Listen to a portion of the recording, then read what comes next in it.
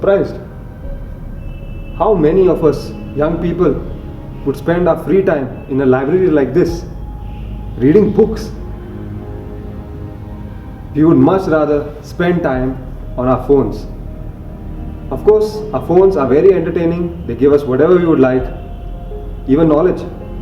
But you have to really dig deep for wisdom there.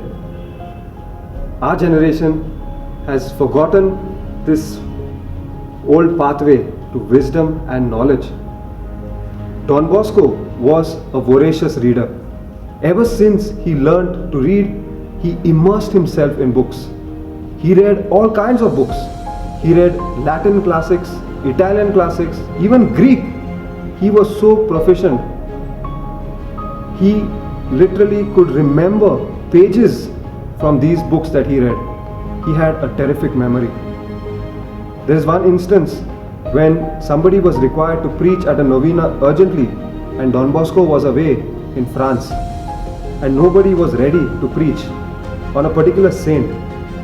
The rector wrote a letter to Don Bosco asking him if he could provide some materials so that somebody could prepare themselves, and Don Bosco immediately telegrammed back with the book and the page number where they would find this particular saint that they were looking for. Such was the memory of Don Bosco. How did he get there? He spent his time reading. As a young boy, he would sit up nights reading by the candlelight. I know it sounds cliche, we've all heard the stories of those who are deprived, who really commit themselves to growing in knowledge and wisdom.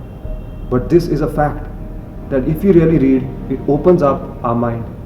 For Don Bosco, reading was his way of rising out of poverty. Mind you, we are talking about a shepherd boy who came from very little, who had very little access to resources and even an education. You and me are far better off. But how much time do we give to reading? Reading not only enlightens us, not only opens our eyes and our mind to new things, to new ways of thinking, to new habits and to new lifestyles. It also improves the way we think, the way we talk, and ultimately affects the way we live our lives. Don Bosco was able to become the person he was because of his love for reading. How about you?